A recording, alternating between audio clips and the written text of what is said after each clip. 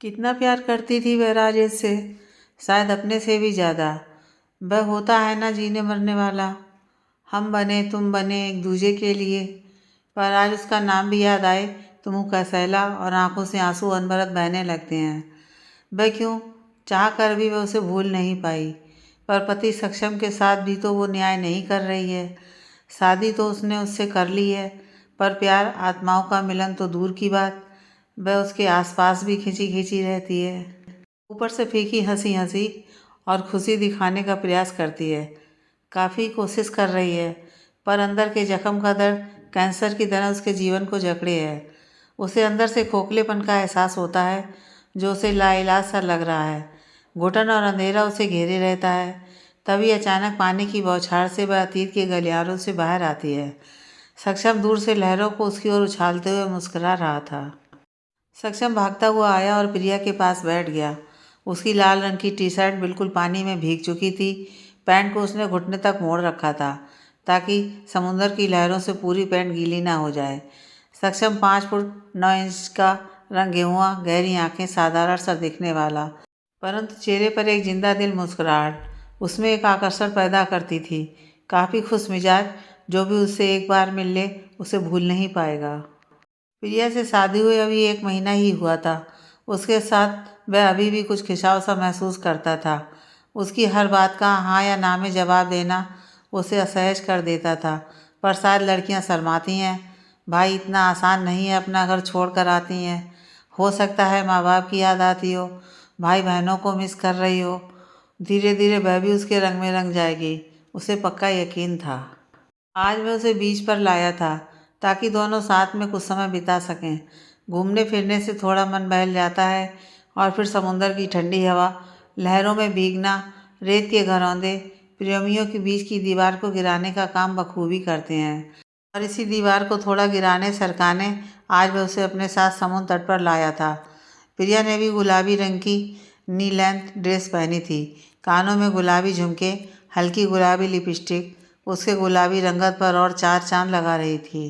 परंतु फिर भी कुछ मिसिंग था। जी हाँ, बिल्कुल ठीक समझा। दोनों के बीच में मिसिंग थे एहसास, जज्बात और प्यार, जिससे शायद लहरें भी गिरा पाने में नाकाम हो रही थी।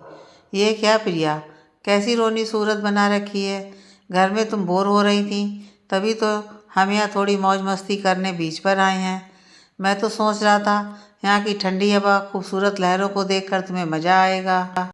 तुम खुश हो जाओगी, तुम्हारा फूल सा चेहरा खुशी से खिल उठेगा। मगर तुम तो मुझे अभी भी उदास दिख रही हो।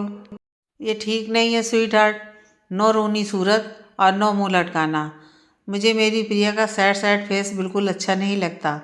सक्षम एक सांस में बोलता चला गया। देखो ना, सब कितना फन कर रहे हैं।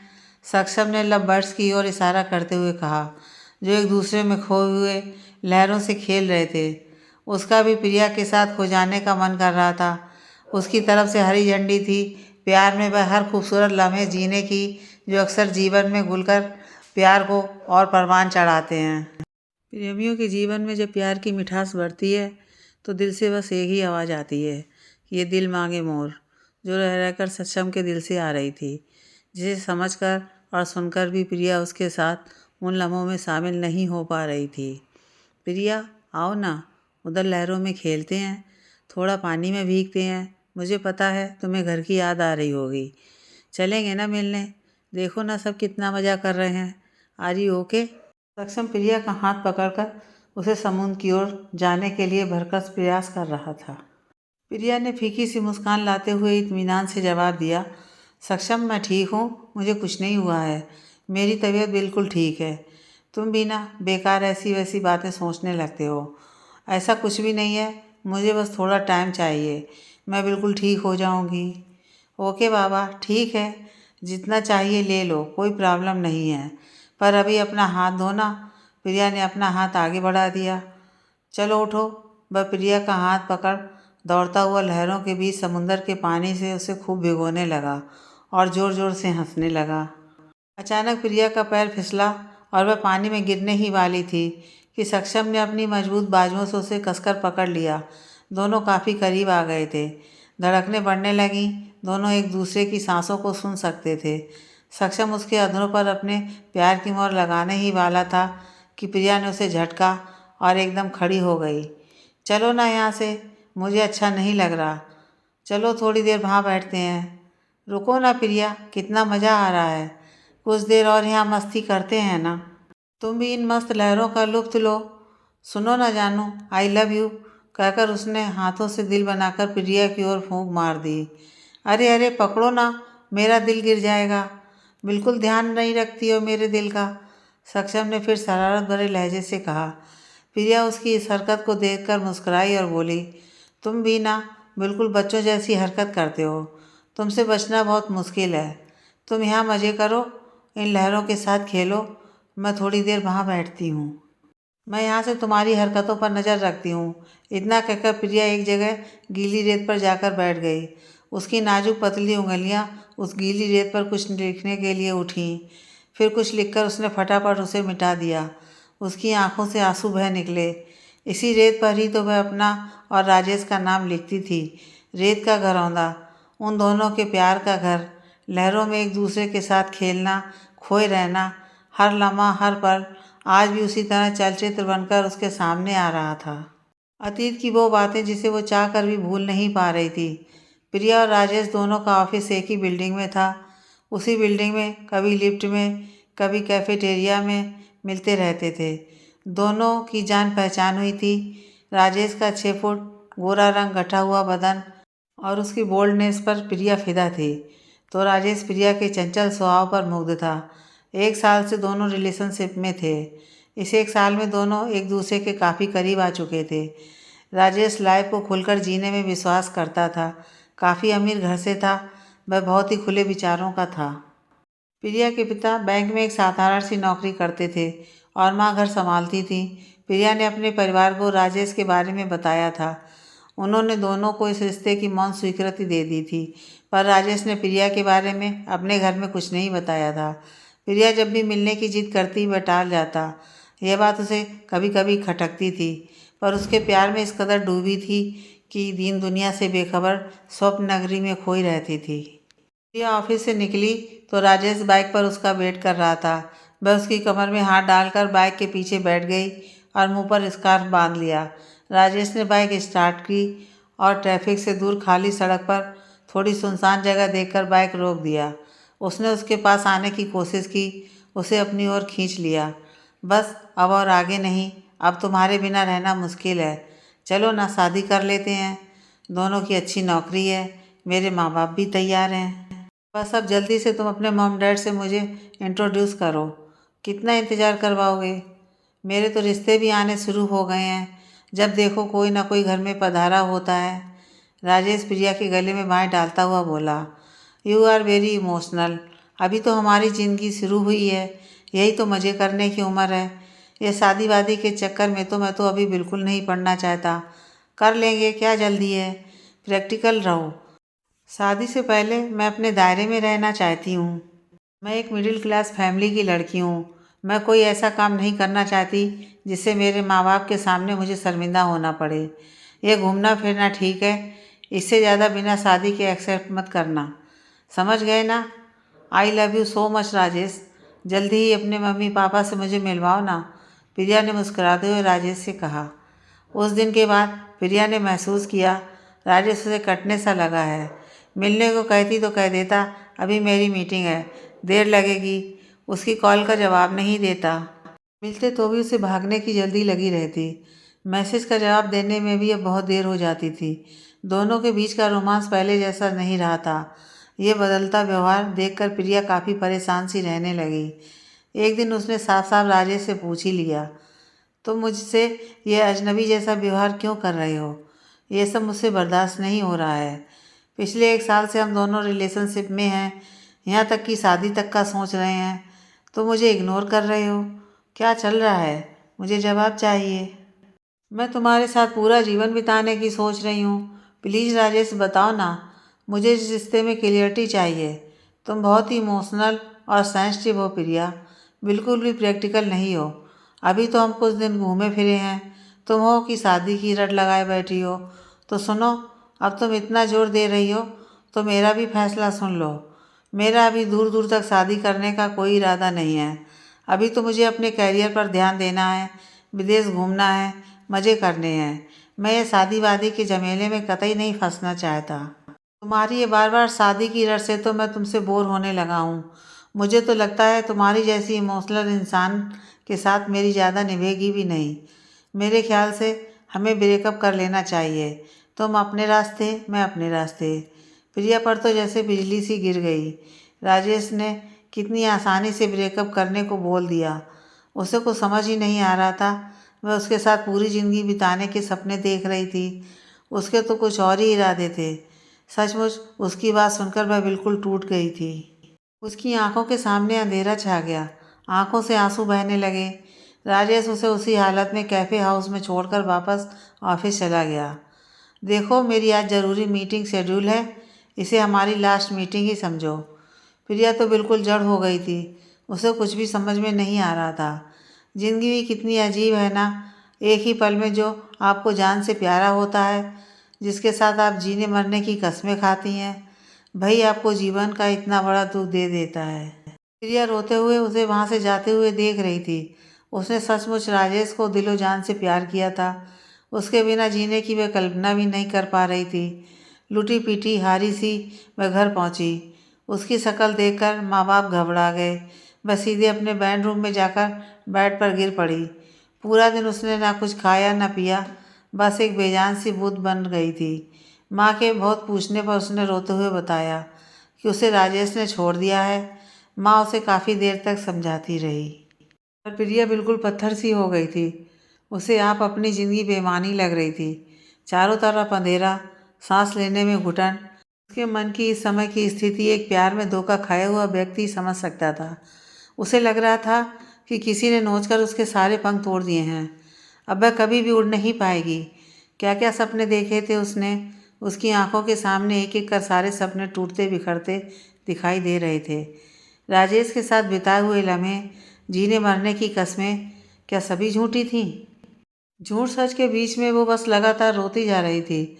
उसे अपनी बेवकूफ़ी पर भी गुस्सा आ रहा था, क्योंकि उसे समझ नहीं आया कि राजेश के लिए वह सिर्फ एक टाइम पास का जरिया थी। रात को जब मैं उसके कमरे में खाना लेकर आई तो उसके हाथ से खाने की थाली गिर गई, क्योंकि प्रिया बेड पर पड़ी थी और उसके हाथ की नस कटी हुई थी, जिसमें से खून बह रहा था और सारी चादर पर फैला हुआ था। माँ जोर से चिल्लाई, प्रिया के पापा, जल्दी आओ। भाग दौड़ कर वे दोनों उसे हॉस्पिटल ले गए। प्रिया ने नस काटकर अपनी जान देने का प्रयास किया था। डॉक्टर साहब, हमारी बेटी बच तो जाएगी ना? प्रिया के माँ बाप रोते हुए डॉक्टर से पूछ रहे थे। धीरज रखिए, हम अपनी पूरी कोशिश करेंगे, डॉक्टर ने कहा। भगवान और डॉक्टर की मेहनत से वह बच गई, पर बार बार मैं यही बोल रही थी, मुझे क्यों बचाया? मैं मर जाना चाहती हूँ। मुझे अब नहीं जीना। किसके लिए जीऊँगी मैं? मम्मी पापा ने उसे बहुत समझाया। उसकी वजह से तू हमें भी छोड़ कर जा रही थी। कभी सोचा है तेरे जाने के बाद तेरी बहन और हमारा क्या होगा? हम कैसे जीते? किसी एक की वजह से ज़िंदगी खत्म नहीं हो जाती। लाइफ को दूसरा मौका ज़रूर देना चाहिए। वो तेरे लायक था ही नहीं। प्रिया घर आ गई।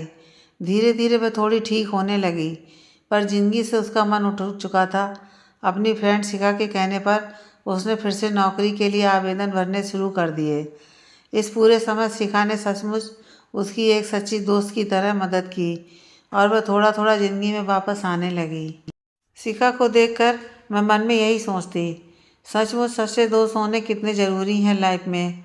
उनकी कितनी अहमियत है। वही तो हैं जो बिना फ़ायदे नुकसान के आपका हर सिचुएशन में हाथ पकड़े रखते हैं। सचमुच अगर वह नहीं होती तो इतनी जल्दी उसका उबरना नामुमकिन था। उसे लगता था ईश्वर ने उसका सब कुछ छीना नहीं है। अभी उसको प्यार करने वाले माँ बाप, बहन, फ्रेंड हैं। जैसे ही अच्छे ऑफर आए उसने नौकरी ज्वाइन कर ली, पर अब वह पहले जैसी हंसती खिलखिलाती प्रिया नहीं थी। प्यार से उसका विश्वास बिल्कुल उठ गया था। उसने अपने चारों तरफ एक कटीली तार का घेरा बना लिया था, जिसमें वह किसी को भी आने नहीं देती थी। कोई भी उसके थोड़े भी करीब होने की कोशिश करता तो वह असहज हो जाती। समय पंख लगाकर उड़ने लगा। सक्षम ने उसे सोनाली दीदी की शादी में देखा था। पहली नज़र में सक्षम को प्रिया बेहद पसंद आई थी। शांत, सौम्य औरों से बिल्कुल जुदा, बस अपने आप में खोई सी। उसने सोनाली दीदी के यहाँ जब रिश्ता भेजा तो प्रिया शादी के लिए बिल्कुल तैयार नहीं थी, और मम्मी पापा के समझाने पर कब तक वह ऐसे ही अपनी ज़िंदगी बिताती रहेगी। फिर उसकी जिम्मेदारी से मुक्त होकर मम्मी पापा को साक्षी, उसकी छोटी बहन के बारे में भी तो सोचना था। सबको सक्षम बहुत पसंद आया था। सीधा साधा, सरल, हंसमुख, रंग गेहुआ, नॉर्मल, कदकाठी, फिल्मी हीरो जैसा तो बिल्कुल नहीं था, परंतु कुछ तो था उसमें जो जब बात करता सबको अपनी तरफ खींच लेता था। उसका अपना बिजनेस था। माँ बाप एक्सीडेंट में इस दुनिया में नहीं रहते। बस एक बड़ी बहन थी जो उसे माँ की तरह प्यार करती थी। घर में सभी इस रिश्ते को लेकर बहुत खुश थे। बहुत दिनों बाद घर में कुछ खुशी की बात हो रही थी। माँ बाप को इतना खुश देखकर वह छोटी बहन का फ्यूचर सोच प्रिया ने शादी के लिए हाँ कर दी। वह सक्षम को अपने बीते कल के बारे में बताना चाहती थी, परंतु मौका ही नहीं मिला। माँ बाप के हिसाब से भी अतीत के अंधेरे गलियारे बंद कर देने में ही भलाई थी। अतीत के काले बादल अपनी नई जिंदगी पर डालने का कोई फ़ायदा नहीं है। उसे एक बुरा सपना समझकर भूल जाओ और अपना नया जीवन शुरू करो। समय दवाई का काम करता है, बड़े से बड़े जख्म भी भर देता है। फिर जल्दी जल्दी में धूमधाम से दोनों की शादी हो गई। शादी के बाद भी प्रिया सक्षम से खिंची खिंची सी रहती है। सक्षम ने सोचा शायद प्रिया को उसे जानने समझने में समय लगेगा, क्योंकि शादी भी तो काफ़ी जल्दीबाजी में हुई थी। वह उस पर कोई भी जोर ज़बरदस्ती नहीं करेगा। जब भी प्रिया चाहेगी, तैयार होगी, तभी दोनों इस रिश्ते में आगे बढ़ेंगे। अभी तो उसका सारा समय प्रिया को क्या अच्छा लगता है, उसकी हर खुशी को पूरा करने में लग रहा था। प्रिया के लिए शादी एक समझौता थी। उसे लगता था वह तन से भले ही सक्षम की हो जाएगी, पर मन से इस जन्म में किसी की भी नहीं हो पाएगी। बहुत बार उसके मन में यह अपराध बोध होता था कि उसने अपने माता पिता की खुशी व छोटी बहन के लिए उसने सक्षम के साथ नाइंसाफ़ी तो नहीं कर दी। शादी के बाद उसे महसूस हो गया था कि सक्षम दिल से बहुत ही सच्चा और प्यारा इंसान है। तभी लहरों की कुछ ठंडी बूंदों ने उसकी तंद्रा भंग की। उसने देखा सामने सक्षम खड़ा था। वह अतीत की गलियों से निकलकर यथार्थ के धरातल पर आ गई। सक्षम ने पानी के छींटे डालकर उसे नींद से जगा दिया। उसे लगा जैसे किसी ने उसे बुरा सपना देखते हुए जगा दिया हो। सक्षम, ये क्या कर रहे हो? ऐसे पानी मत डालो, मैं भीग जाऊंगी। मेरे पास चेंज के लिए कपड़े भी नहीं हैं। अरे, कपड़ों की क्या ज़रूरत है? इतनी अच्छी हवा चल रही है, ऐसे ही सूख जाएंगे।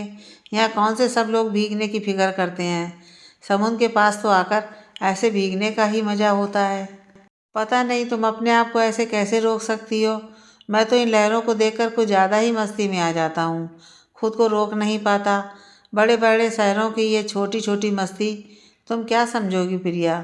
उसने शाहरुख खान की तरह दोनों बाहें खोलकर जिस लहजे में कहा, प्रिया जोर से हंस पड़ी। सचमुच किसी बच्चे से कम नहीं था सक्षम। सूरज ढलने लगा। चारों तरफ लालिमा सी छा गई थी। दूर देखकर लगता था जैसे सूरज को समुद्र अपनी गोद में ले लेगा और पूरे दिन के काम से थके सूरज को माँ की तरह अपनी गोद में सुला देगा। समुद्र की गोद में समाते सूरज को देख दिल को एक अजीब सा सुकून और संतुष्टि मिल रही थी।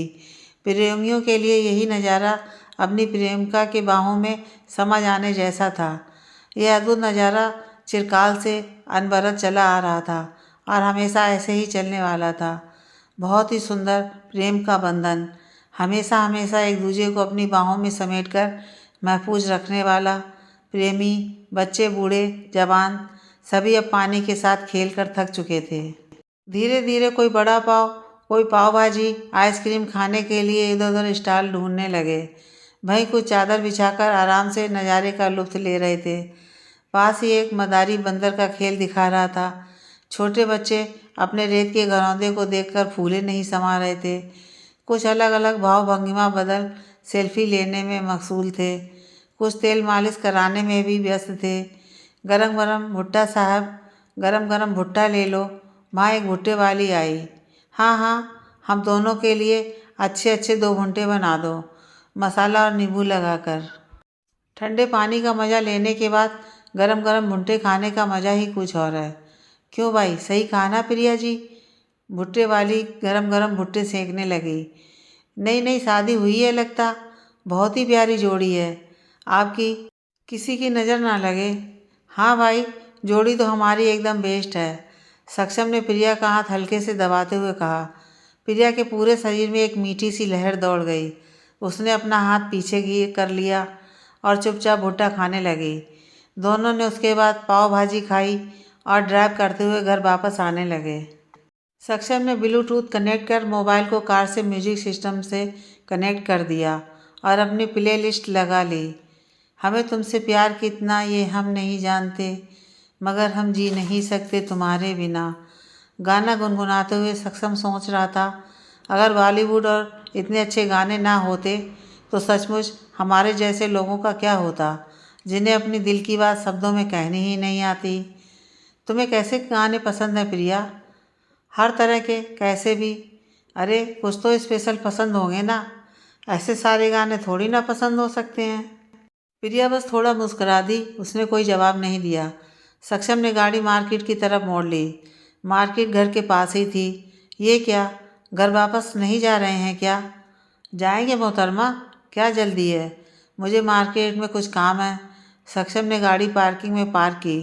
प्रिया गाड़ी में ही बैठी रही और सक्षम मार्केट चला गया। वापस आया तो एक हाथ में बड़ा सा गुलाब का गुलदस्ता, दूसरे हाथ में प्रिया की फेवरेट कॉर्नेटो चॉकलेट आइसक्रीम का कोन था। To my sweetheart. Saksham ने गुलदस्ता उसकी ओर बढ़ाया और साथ में कॉर्नेटो आइसक्रीम का कोन भी।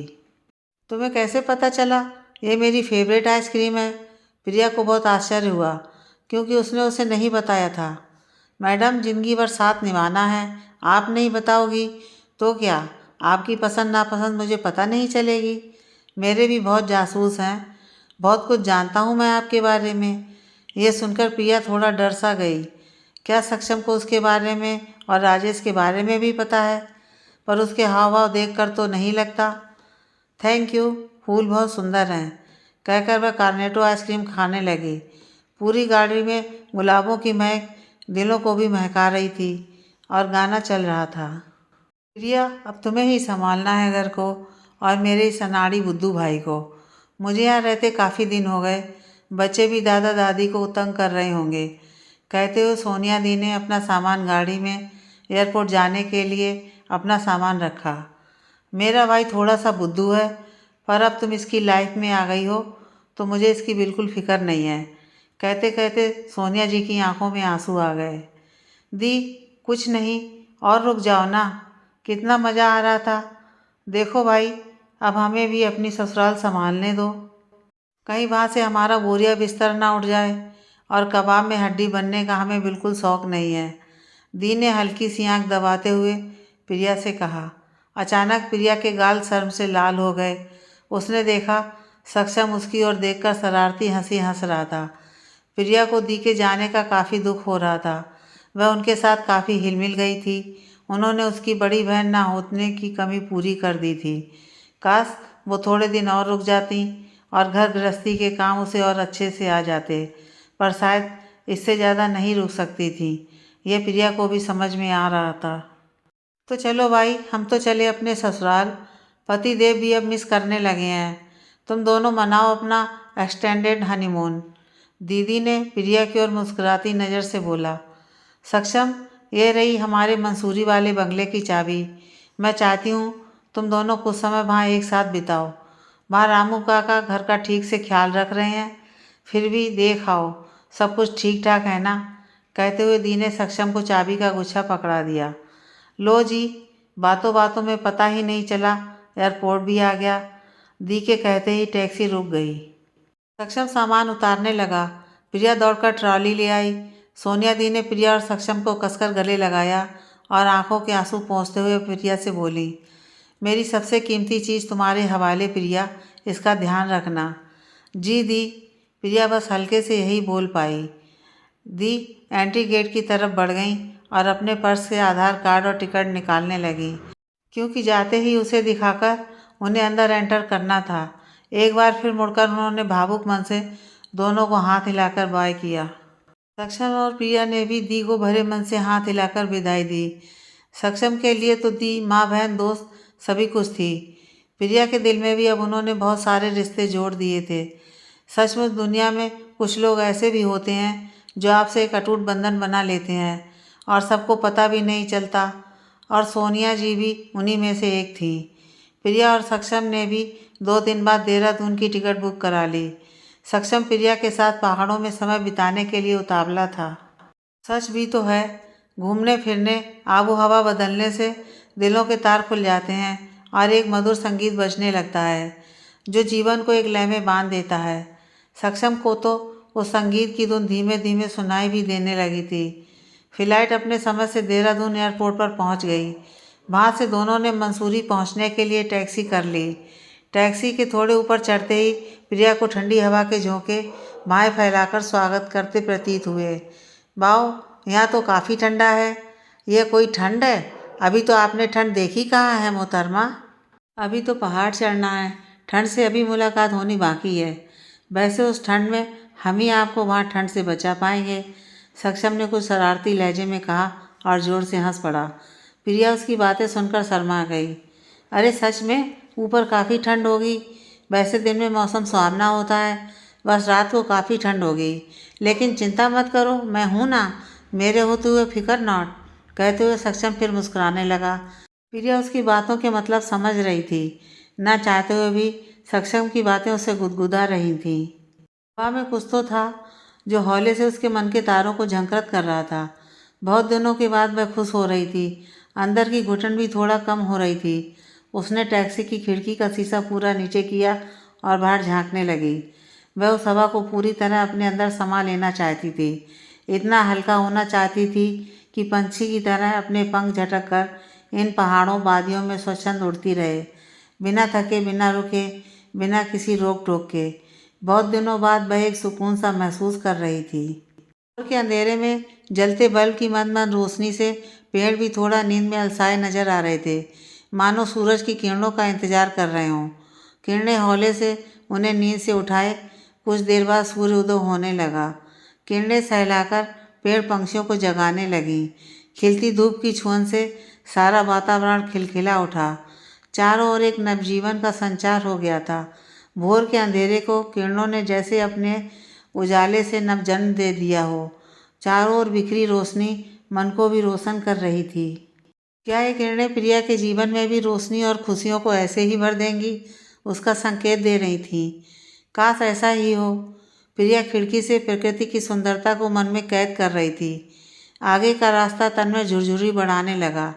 एक ओर खाई तो दूसरी ओर ऊंचे ऊंचे पहाड़ों के घने दरख्त, घुमावदार रास्ते, कभी चढ़ाई कभी उतराई। वह खिड़की के ऊपर लगा हैंडल कसकर पकड़कर खुद को सक्षम से उसके ऊपर गिरने से बचाना चाहती थी, परंतु वह खुद को नहीं रोक पा रही थी। जब भी वह उसे छूती, पूरे शरीर में कपकपी सी छा जाती। सक्षम को भी पूरे रास्ते में काफ़ी मज़ा आ रहा था। गाड़ी में पिलर पर गाना चल रहे थे। घूंघट की आड़ में दिलबर का दीदार अधूरा रहता है, जब तक ना मिले नज़रों से नज़र, सिंगार अधूरा रहता है। सक्षम सारे गाने अपने प्ले लिस्ट से चला रहा था, एक से बढ़कर एक, प्यार के मौसम को थोड़ा चंचल मस्त करते हुए। तभी ड्राइवर ने चाय की टपरी देखकर पूछा, साहब कुछ गर्मा गर्म चाय हो जाए, यहाँ की कुल्हड़ वाली चाय बहुत फेमस है। चाय की तलब तो उन दोनों को भी हो आई थी। दोनों एक साथ बोले, यह भी कोई पूछने वाली बात है भैया जी, इतनी ठंड में गर्मा गर्म चाय तो बनती है। सक्षम और प्रिया दीदी के मंसूरी वाले बंगले जा रहे हैं। रास्ते में बहुत मज़ा आ रहा है। बंगले पर जाकर क्या होगा, जानने के लिए पढ़िए अगला भाग।